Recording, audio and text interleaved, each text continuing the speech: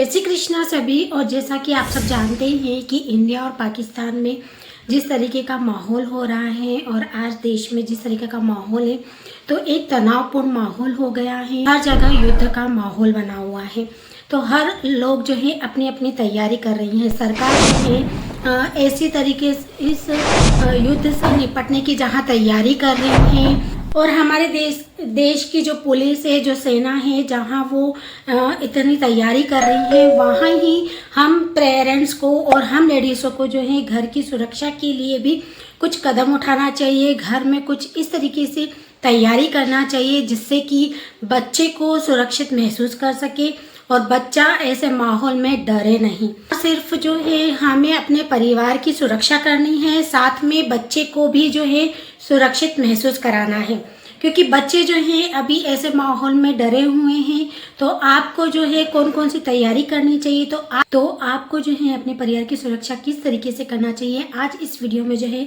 मैं 3 पॉइंट बताऊंगी कि इमरजेंसी बैग में हमें क्या क्या रखना चाहिए। नंबर 2, बच्चे को हमें क्या क्या सिखाना चाहिए जिससे कि बच्चा जो है सुरक्षित महसूस कर सके। और नंबर 3 कि घर में जो है ऐसा कौन सा सेफ स्पॉट तैयार करना चाहिए जिससे कि घर के सभी सदस्य जो है सुरक्षित महसूस कर सकें। तो आज मैं जो है इन्हीं 3 टॉपिक पर जो है ये वीडियोस लेकर आई हूँ।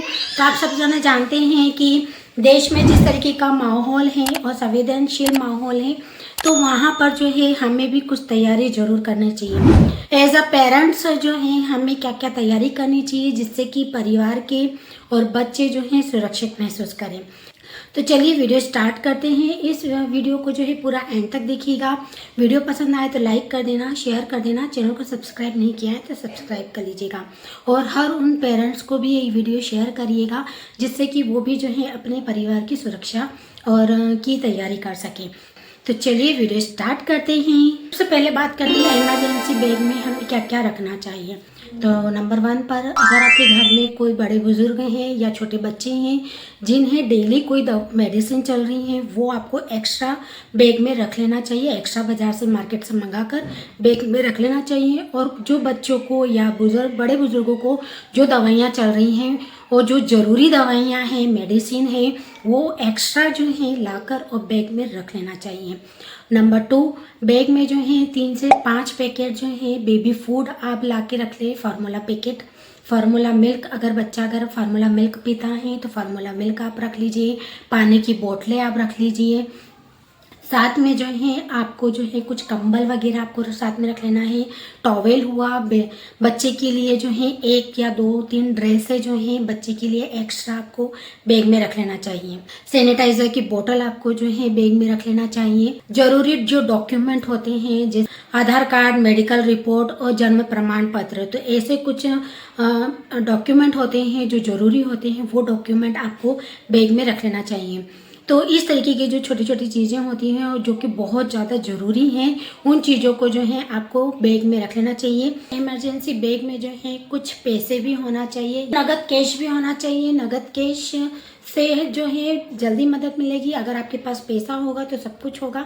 तो इमरजेंसी बैग में जो है नगद कैश रखना चाहिए। वैसे तो हर कोई क्रेडिट कार्ड का यूज़ करता है, लेकिन क्रेडिट कार्ड का यूज़ इमरजेंसी में कभी कर पाए ना कर पाए तो मोबाइल चार्जर या पावर बैंक आपके उस बैग में होना चाहिए।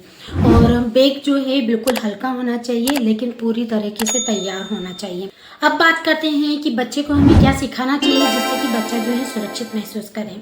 तो बच्चे को जो है अपनी ही भाषा में आपको जो है समझाना है, या सहज भाषा में उसको जो है कुछ गाइडलाइन आपको समझाना है। इमरजेंसी नंबर तो आपको बच्चे को जो है बताना ही है, सिखाना ही है। साथ में ये भी बताना है कि कब आपको पुलिस को फ़ोन लगाना है और कब आपको एम्बुलेंस को फ़ोन लगाना है।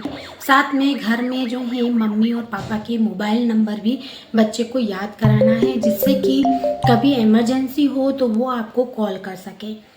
नंबर 2, बच्चे को ये सिखाएं कि अगर मम्मी पापा आपके पास न हो तो उन्हें इस हालत में क्या करना चाहिए, तो ये भी आपको बच्चे को सिखाना चाहिए। नंबर 3 है कि एक पासवर्ड तय कर लें और वो पासवर्ड सिर्फ आपके घर के सदस्यों को ही पता होना चाहिए, जिससे कि अगर कोई अनजान व्यक्ति अगर बच्चे को लेने जाए तो बच्चा जो है वो पासवर्ड पूछे और अगर वो पासवर्ड ना बताएं तो बच्चा जो है उस अनजान व्यक्ति के साथ कहीं बाहर ना जाए। तो एक पासवर्ड आपको तय करना है और वो पासवर्ड बच्चे को सिखाना है और उसको ये भी बताना है कि ये पासवर्ड का यूज़ कब करना है। बच्चा जो है ये पासवर्ड किसी और के साथ शेयर ना करें। साथ में आप बच्चे को जो है एक गेम के ज़रिए जो है सिखा सकते हैं कि सायरन बजे तब क्या करना है और एक छोटा सा जो है बच्चे के साथ गेम खेलें, घर पर डेली प्रैक्टिस करें कि अगर इस तरीके की कोई कंडीशन हो जाती है, कुछ इमरजेंसी हो जाती है तो बच्चे को क्या करना चाहिए। यानी कि बच्चे को पैनिक नहीं होना है, बच्चे को घबराना नहीं है। अगर आसपास उसकी मम्मी पापा या घर के कोई सदस्य नहीं है तो उस कंडीशन में बच्चे को क्या करना चाहिए, ये शायद आपसे बेटर बच्चे को कोई और नहीं समझा सकता है। और किस तरीके से बच्चे को समझाना चाहिए कि उसको करना क्या है। तो ये एक छोटा सा जो है बच्चे को सिखाएं, लेकिन गेम खेलते खेलते बच्चे को सिखाना है। बच्चे को डराना नहीं है, बच्चे को सिर्फ इजीली भाषा में समझाना है। बच्चा जो है गेम की तरह उसको एंजॉय करें, लेकिन अगर कभी इमरजेंसी आ जाए तो वो जो है बच्चा घबराए नहीं और इसी तरीके से जो है उसको हैंडल कर सके जैसे गेम में वो हैंडल कर रहे हैं। अब बात करते हैं कि घर में जो है कौन सी सुरक्षित जगह होनी चाहिए या कभी ऐसी कोई कंडीशन हो जाती है तो किस तरीके से अगर हाँ आपको स्टे या सुरक्षित स्थान ढूंढना चाहिए, परिवार के जो सदस्य हैं वो सुरक्षित महसूस कर सके। तो विंडो के पास में आपको रुकना नहीं है, कहीं ऐसी सेफ जगह ढूंढनी है जहाँ पर खिड़की वगैरह ना हो। तो जो प्लेस हो वो थोड़ा अंदर की तरफ हो, जैसे कि स्टोर रूम हुआ या कोई बाथरूम वगैरह हुआ। तो ऐसी कोई सेफ जगह आपको ढूंढना है कि अगर कभी ऐसी कोई कंडीशन हो तो वो जो है सभी जने सदस्य जो है अगर अलग अलग कमरों में हो तो वो उसी जगह आ जाएं जहाँ पर जो है आपको एक स्पॉट तय करना है और उस स्पॉट्स में वो सभी जने आ जाएं। या तो स्टोर रूम में आ जाए, बाय चांस मान लीजिए कि बच्चे को इस तरीके से गेम के ज़रिए समझाइए कि अगर बाहर कुछ होता है और कभी ऐसा माहौल होता है कि बाहर फटाके वगैरह फूटे, हालांकि आप जानते हैं कि वो क्या होगा, तो आप बच्चे को इस तरीके से बता सकते हैं कि बाहर फटाके वगैरह फूटे तो आपको बाहर नहीं जाना है, घर के इस प्लेस में आकर जो है रुकना है। तो आपको जो है वो जगह बताना है बच्चे को कि खिड़की की तरफ नहीं जाना है। आप जो है किसी स्टोर रूम में या बाथरूम में या ऐसी सेफ जगह जो घर के अंदर हो और सेफ हो, वहाँ पर जो है आपको खाने पीने की कुछ चीज़ें भी रख देनी है, साथ में पानी की बोतल भी रख देनी है। आराम वाली जगह आप ढूंढे जहाँ पर आप आराम से बैठ सके और आराम से रह सके। बात करते हैं मानसिक और भावनात्मक तैयारी कैसे करें। नंबर 1 है कि आपको घबराना नहीं है, क्योंकि बच्चे जो हैं आपके चेहरे से भी पढ़ लेंगे कि आप घबरा रहे हैं। तो पैनिक नहीं होना, अगर जितना आप घबराएंगे तो हो सकता है मे बी पॉसिबल बच्चा भी घबराए। तो नंबर 2, बच्चे को जो है गले लगाकर समझाएं कि घबराए नहीं, सब कुछ ठीक है।